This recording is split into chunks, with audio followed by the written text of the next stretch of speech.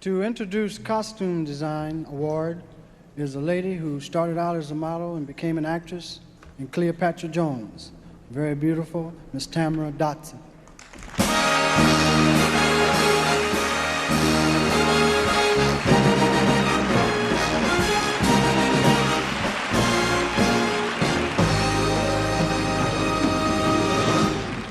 Good evening. In the 1970s, she was once recognized by the Guinness Book of World Records as the tallest leading lady in film. Standing at 6 feet and 2 inches, Tamara Janice Dotson was a stunning figure of beauty and grace. A compliment to her exceptional height was her flawless facial features. She caught the attention of many admirers. Her radiant smile was so bright it could illuminate the whole room. Known to the world for having 2 careers, one as a model, the other an actress, there was no doubt in anyone's mind a star was born. But like many actors who got their start during the era of Blaxploitation films, Dobson's career didn't escape the pitfalls of a Hollywood handicapped by chauvinism, misogyny, and racial politics. On this episode of Hollywood Memoirs, we examine the life of the very beautiful and the very lovely Tamara Janice Dobson.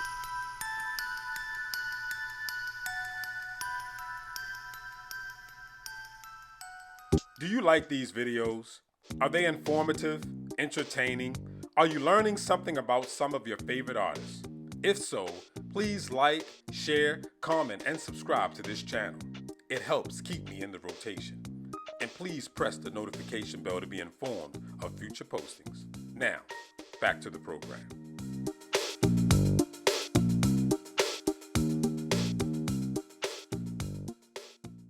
In the late 1940s, Baltimore, Maryland was a bustling city. The population was almost 1 million residents, its largest ever. Around this time, on May 14, 1947, Tamara Janice Dobson was born. She was the second of 4 children, 2 brothers and 1 sister, to parents Melvin and Evelyn Dobson. According to Dobson, her family was not poor, but she always wanted more out of life. She felt the world had more to offer. After graduating from Western High School, one of the oldest public all-girls high school in the United States, Dobson was accepted into the Maryland Institute of Art, majoring in fashion illustration. This led to Dobson obtaining a beauty shop owner's license, becoming a very popular and talented beautician in Baltimore. Dobson figured doing hair was a way to go. It could make money, and it did. But not enough. She needed another gig. In the fashion world, the average height for a fashion model is 5 feet 9 inches. But if you're 6 feet or taller, it's like finding a unicorn. Dobson was that unicorn. Once she remarked becoming a model was a stepping stone towards her next goal. Everywhere she went, everyone told her she looked like a model, she walked like a model, so she accepted it. Definitely after finding out that models were paid well, very well. In New York, Dobson fit in perfectly. Compared to the other girls, she towered over them all. At just 19 years of age, she received magazine assignments from some of the most popular magazine companies in the world. There were assignments with Ebony, Jet, Essence, Vogue, and Harper's. Tamara's popularity was growing. At her peak, she was earning about $75 an hour or $500 a day. Opportunities were coming from everywhere. In fact, one opportunity in 1971, which initially started out as a prank, actually turned into a very memorable photo shoot. Photographer Bruce Lawrence arranged for the 6'2" model to walk down 57th Street in New York City next to acclaimed filmmaker Woody Allen, who actually stood only 5'5". This was truly a mismatch on all levels. But the picture generated so much attention, everyone wanted to know who was that tall beauty queen walking with Woody Allen.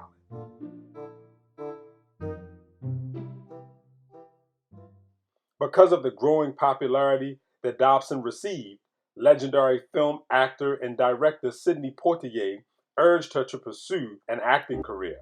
Poitier believed in Dobson's ability to cross over in films, so he introduced her to the much sought-after acting coach Paul Mann.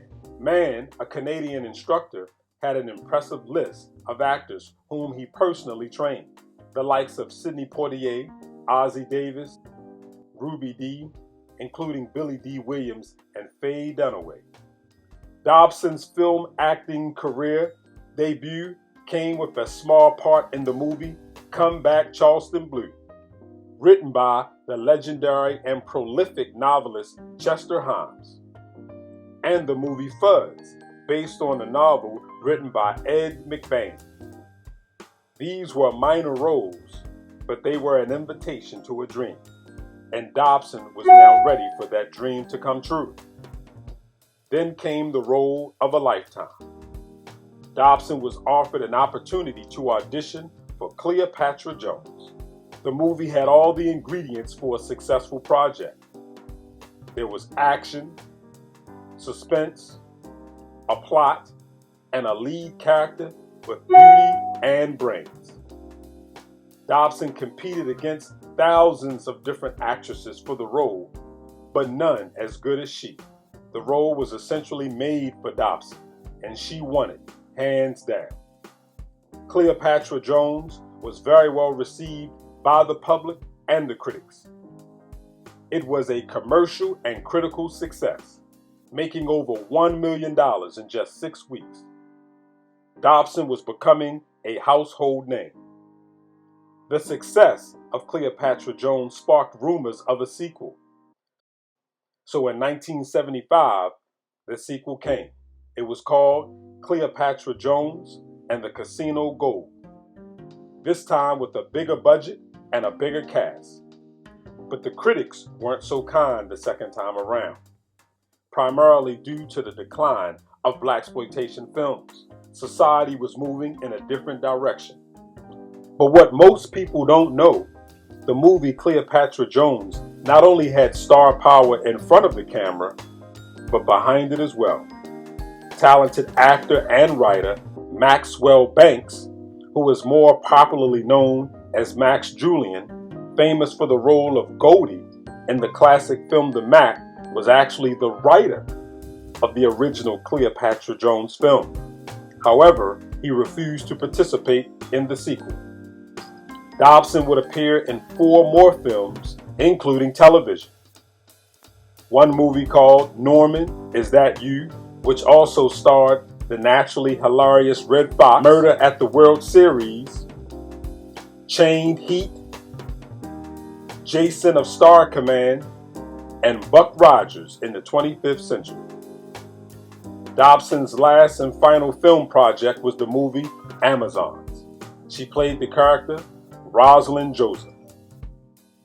After that, Dobson pretty much disappeared from Hollywood, exiting the spotlight, becoming a commercial property owner in her home city of Baltimore.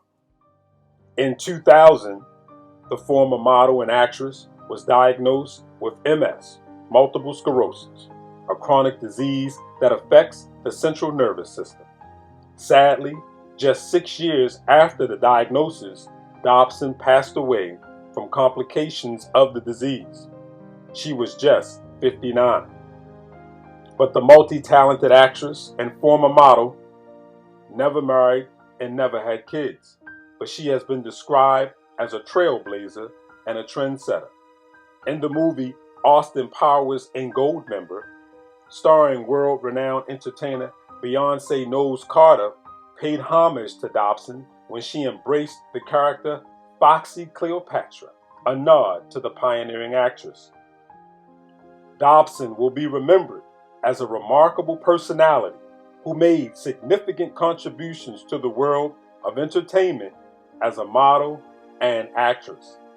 Her talent, beauty, and charisma captivated audiences and left a lasting impression for us all to cherish.